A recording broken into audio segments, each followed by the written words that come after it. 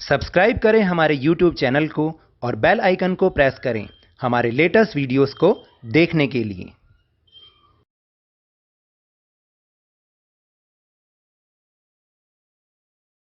Hello and welcome to Lavneesh sir की class. आज की ये शिक्षा निदेशालय राष्ट्रीय राजधानी क्षेत्र दिल्ली की वर्कशीट नंबर 35 जो कि कक्षा 7वीं के विद्यार्थियों के लिए है। यह ली गई है गणित विषय से और इसमें हम समझ रहे हैं प्रायोगिक ज्यामिति को। तो आइए कुछ याद करते हैं। जैसे कि हम ये जान चुके हैं कि एक त्रिभुज की रचना तभी की जा सकती है जब उसके निम्नलिखित समूहों में से कोई एक माप दिया गया हो। जैसे कि तीनों भुजाएं दे रखी हो तब बन सकता है त्रिभुज। दो भुजाएं और उनके बीच का कोण दिया हो, या दो कोण और उनके बीच की भुजा दी गई हो, या समकोण त्रिभुज के लिए एक और भुजा दी गई हो, तभी हम किसी त्रिभुज की रचना कर सकते हैं। तो चलिए सोचिए, चर्चा कीजिए और कारण लिखिए। यदि एक त्रिभुज PQR में QR 6 centimetre, PR 2 centimetre, PQ 3 centimetre है, तो क्या हम इस त्रिभुज की रचना कर सकते हैं? अपने उत्तर का कारण भी बताइए। देखिए, नहीं, इस त्रिभुज की रचना नहीं हो सकती, क्योंकि जब त्रिभुज की दो भुजाओं का योग तीसरी भुजा से बड़ा होता है तभी त्रिभुज की रचना हो सकती है। और इस केस में अगर आप देखोगे तो जो 2 + 3 है वो 6 के बराबर नहीं है, इसलिए इसमें त्रिभुज की रचना नहीं हो सकती। ठीक है बेटा। अब अगला है, एक त्रिभुज ABC में यदि AB 3 सेंटीमीटर, AC 5 सेंटीमीटर और कोण C 30 डिग्री का है, तो क्या हम इस त्रिभुज की रचना कर सकते हैं? उत्तर का कारण लिखिए। नहीं, इस त्रिभुज की रचना नहीं हो सकती, क्योंकि त्रिभुज की रचना तभी हो सकती है जब भुजा और उनके बीच का कोण दिया गया हो, जैसा कि ऊपर हमने पढ़ा भी है। और जो कोण C है वो AB और AC के बीच का कोण नहीं है। देखिए, जैसे मान लीजिए ये AB है, ठीक है, और मान लीजिए ये जो है वो ये AB है,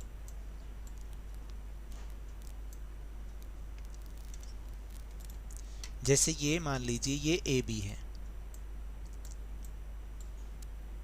और C पॉइंट कोई यहाँ पर है, ये AC हो गया। तो कोण तो C यहाँ पर बना है, तो दो भुजाओं के बीच का तो है नहीं, इसलिए ये नहीं बन सकता। इसी तरह से अगले क्वेश्चन में भी यही आंसर होगा कि नहीं, त्रिभुज की रचना नहीं हो सकती, क्योंकि त्रिभुज की रचना तभी हो सकती है जब दो भुजा आएगा, दो भुजा और उनके बीच का कोण दिया गया हो। तो कोण B AB और AC के बीच का कोण नहीं है, इसलिए रचना नहीं हो सकती। फिर इसके बाद है कि एक त्रिभुज ABC में यदि AC 7 सेंटीमीटर है, कोण A 60 डिग्री और B 50 डिग्री है, तो क्या हम त्रिभुज की रचना कर सकते हैं? इसमें हिंट दे रखा है कि त्रिभुज के कोण योग का गुण याद कीजिए और उसका उपयोग इस त्रिभुज की रचना में कीजिए। देखिए, इस त्रिभुज की रचना हो सकती है क्योंकि हमें दो कोणों का माप दिया गया है। कोण A + B + C 180 डिग्री ही होना चाहिए, तो 60 + 50 प्लस कोण C की माप नहीं पता और कोण C इस तरह से 70 डिग्री का निकल आएगा, तो हम इस त्रिभुज की रचना कर सकते हैं। तो अब समय है अभ्यास का। तो चलिए, अब समय है प्रैक्टिस टाइम। प्रयास कीजिए, लेट्स डू प्रैक्टिस। तो जो पहला प्रश्न है वो है, प्रकार व रूलर की सहायता से एक त्रिभुज DEF की रचना कीजिए जिसमें EF 7.5 centimetre, that means 7.5 centimetre हो, DF 5 सेंटीमीटर हो और एंगल F यानी कि कोण F 60 डिग्री का हो। Using compass and ruler construct a triangle DEF in which EF is equal to 7.5 centimeter, DF 5 centimeter and angle F is 60 degree. कैसे करेंगे? बहुत ही आसान है। देखिए, कई दूसरे चैनल्स में सिर्फ वो बिना उसी के स्क्रीन के ऊपर ही टेढ़ी मेढ़ी लाइनें खींच के आपको समझा देते हैं, जबकि कंस्ट्रक्शन को कंस्ट्रक्शन की तरह ही सिखाना चाहिए, तभी आपको भी वो समझ में आएगा। नहीं तो आप भी टेढ़ी मेढ़ी लाइन खींचेंगे, आपको अंदाज़ा ही नहीं होगा कि हमें कंस्ट्रक्शन करनी कैसे है। तो इसलिए आपको यहाँ पर मैं लाइव करके दिखा रहा हूँ। आप अपनी कॉपी में भी इस वीडियो को बिल्कुल ऐसे ही देख के करेंगे ना, तो आपको अच्छे से कंस्ट्रक्शन या रचना करना समझ में आ जाएगा। तो इसमें बोला है कि एक प्रकार चाहिए और हमें क्या चाहिए, रूलर चाहिए। रूलर का मतलब होता है स्केल, याद रखना रूलर का मतलब स्केल होता है। अब करना क्या है, पहले तो आप ये देखिएगा मैंने यहाँ पर कलर का इस्तेमाल किया है ताकि आपको सही ढंग से नज़र आए, लेकिन आपने पेंसिल से इस कंस्ट्रक्शन को, इस रचना को करना है और वो भी पॉइंटेड पेंसिल होनी चाहिए, नोक बनी हुई होनी चाहिए, तभी हमारी ज्योमेट्री की रचनाएं हो पाती हैं। तो चलिए देखते हैं पहले करना क्या है हमें। सबसे पहले हमें 7.5 सेंटीमीटर का एक रेखाखंड या एक लाइन खींचनी है जिसमें EF, चलो हम उसको मान लेंगे EF। पहले हम 7.5 सेंटीमीटर की एक लाइन खींचते हैं। आपको नज़र आ ही रहा होगा लाइन कैसे खींचते हैं, मैंने पहले भी बताया।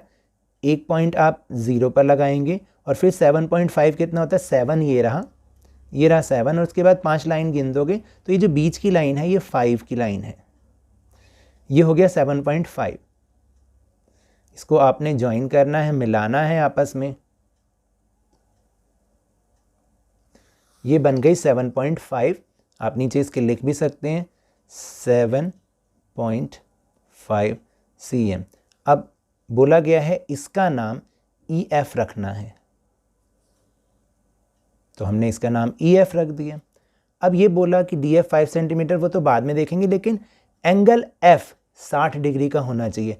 यहाँ पर आपको एक बात बता दूँ, ये किसी चैनल में कहीं पर भी नहीं बताई गई कि 60 डिग्री का कोण आपको प्रकार से कैसे बनाना है, ये कहीं नहीं बताया गया। कैसे बनाना है देखिए, आपको करना क्या है, अब प्रकार की नोक F के पॉइंट पर रखनी है, देख लीजिए बहुत ध्यान से, और प्रकार को थोड़ा सा खोलिए और आप एक चाप लगाइए या एक आर्क लगाइए। इसको इंग्लिश में बोलते हैं आर्क और हिंदी में बोलते हैं चाप। और आप थोड़ा सा कॉपी को भी घुमा सकते हैं या प्रकार को भी थोड़ा सा पकड़ के इस तरह से आप घुमा सकते हैं और यहाँ तक लेकर आइए। ठीक है, ये कलर है ना थोड़ा सा, इस वजह से ऐसे हो रहा है। अब ये मैंने एक चाप लगा दी। अब क्या करना है, ये जो ये वाला बिंदु है, ध्यान दीजिए, ये वाला बिंदु, इस पे प्रकार की नोक रखोगे, प्रकार उतनी ही खुली रहने दोगे। अब देखिएगा इस बिंदु पर प्रकार की नोक रखनी है और जो पहली आर्क या पहली चाप आप लगाएंगे ये 60 डिग्री का कोण होता है, ये आपको कोई नहीं बताएगा। और इसको जो अब हम रेखा को मिलाएंगे, आप इसको चाहे D से भी नाप के देख लेना, ये हमेशा 60 डिग्री का कोण बनता है। जो पहली चाप इस बिंदु से लगती है उसको हम, वो 60 डिग्री का ही होता है एग्जैक्ट। अब आपको क्या करना है, यहाँ जो ये पॉइंट मिल गया इसको आपने मिलाना है, आपस में मिलाना है और बहुत ध्यान से मिलाइएगा। इसलिए आपको बोला कि पॉइंटेड पेंसिल होनी चाहिए और आप इसको इस बिंदु के साथ होते हुए मिला देंगे इस तरीके से। और आप D से नाप के देख लेना, ये आपका 60 डिग्री का ही कोण होगा, क्योंकि ये इधर की साइड बना है इसलिए उल्टा होता है। अगर मैं D को उल्टा रख के करूँगा ना तो आपको पता चल जाएगा ये 60 डिग्री का कोण है। देखिए मैं D को उल्टा रख के दिखा रहा हूँ क्योंकि हमें मेज़रमेंट फिर ऐसे लेना पड़ रहा है ना। देखो कहाँ पर जा रही है, अगर आप देख सकते हैं तो कौन सी कितने डिग्री की बन रही है, 60 नंबर लिखा हुआ है, ये उल्टा लिखा हुआ है, आप इसको ध्यान से देखो, बन गया। अब करना क्या है, अब बोला गया मान लो हम इस वाली लाइन को DF बनाएंगे, लेकिन DF बोला 5 सेंटीमीटर, तो आप अपने स्केल में अपनी प्रकार को 5 सेंटीमीटर तक खोल लें, 5 पे रख के, और ये वाला पॉइंट 0 तक ले आएं। देखिए अगर आप ऐसे करेंगे ना तो ये 5 सेंटीमीटर हमारी प्रकार हो जाएगी, ये 5 सेंटीमीटर हो गई। करना क्या है, फिर दोबारा F पर रखिए और यहाँ पर एक ऐसे चाप लगा दीजिए, आर्क लगा दीजिए, और इस रेखा को जो अभी हमने बनाई है इसको और आगे तक बढ़ा सकते हैं, कोई दिक्कत नहीं है उसमें, आप इसको आगे तक बढ़ा लो। ठीक, इसका नाम रख दो D, और फिर इस D पॉइंट से इस E को मिला लो।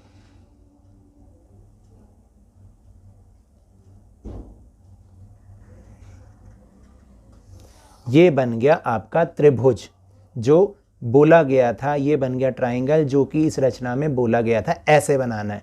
तो रचना को रचना की तरह ही सीखें, कंस्ट्रक्शन को कंस्ट्रक्शन की तरह ही सीखें। और ये लाइन आपकी हो गई 5 सेंटीमीटर। तो तीनों चीज़ें आ गई, EF भी आ गया, DF भी आ गया और 60 डिग्री का कोण भी आ गया। क्वेश्चन नंबर 2, एक रेखा PQ खींचिए, इसके बाहर कोई बिंदु R लीजिए, प्रकार और रूलर की सहायता से PQ के समांतर व R से गुजरने वाली रेखा की रचना कीजिए। Draw a line PQ, take a point R outside it, draw a line which is parallel to PQ and passing through R using compass and ruler. तो देखिए ये कंपास है, ये रूलर है जिसको हम स्केल भी कहते हैं। तो हमें इसकी हेल्प से कंस्ट्रक्शन करनी है। तो सबसे पहले हमें क्या करना है, देखिए सबसे पहले हमें एक लाइन खींचनी है जिसकी कोई मेजरमेंट नहीं दे रखी। तो स्केल की हेल्प से हम इसको करेंगे। ऐसे हम स्केल रखें यहाँ पर। अब हमें एक लाइन खींचनी है क्योंकि मेजरमेंट तो दे ही नहीं रखी। तो ऐसे आप एक लाइन खींच दीजिएगा इस तरह से। फिर हमें इसका नाम रखना है, तो इसका नाम हम रख देते हैं PQ।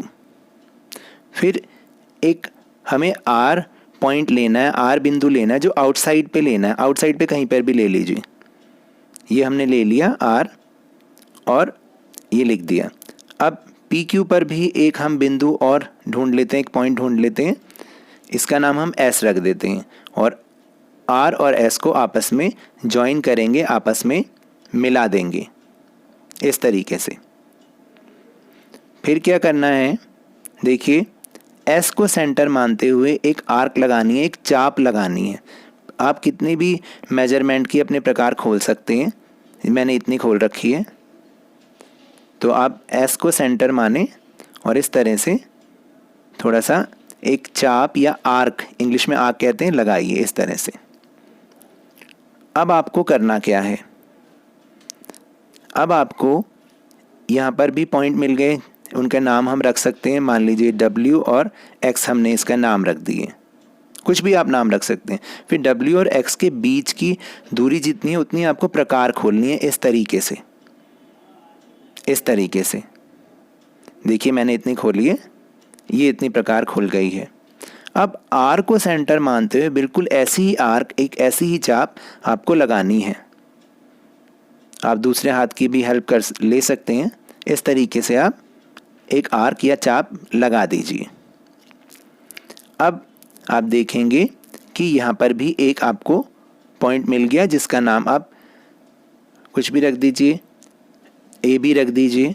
अब A को सेंटर मानते हुए एक आर्क लगानी है, इस तरह से आर्क लगानी है। यहाँ पर एक आर्क लगाएं या चाप लगाएं इसको काटते हुए, पहली वाली चाप को। और ये जो दो पॉइंट मिल गए, आप इनको आपस में ज्वाइन करते हुए एक लाइन खींच दो। बिल्कुल ध्यान से, पेंसिल जो है पॉइंटेड होनी चाहिए और ऐसे एक लाइन खींच दी। ये जो है लाइन जो है ये पैरेलल है PQ के। किसके है? PQ के पैरेलल है। तो इस तरह से हमें ये PQ के पैरेलल लाइन बनानी है जो R से गुजरेगी। तो ये तो थी आज की वर्कशीट। अगर मेरे इस तरह समझाने से आपको थोड़ा सा भी समझ में आया हो तो इस चैनल को ज़्यादा से ज़्यादा सब्सक्राइब कीजिए, लाइक कीजिए और बहुत ज़्यादा शेयर भी कीजिए। और हाँ, मेरे साथ इसी तरह आसानी से वर्कशीट को समझते रहिए, लेकिन ध्यान और मन लगाकर पूरी मेहनत और लगन के साथ ऑनलाइन ही सही पढ़ते जरूर रहिए। और अगर आपको कोरोना वायरस को हराना है ना, तो 2 गज अथवा 6 फीट की शारीरिक दूरी का पालन करें, मास्क अवश्य लगाएं और जब भी संभव हो, जब भी उपलब्ध हो, इसका टीकाकरण अवश्य कराएं, क्योंकि कोरोना को हराना है और ज़िंदगी को एक बार फिर से सुहाना बनाना है। इसी उम्मीद के साथ बहुत बहुत धन्यवाद।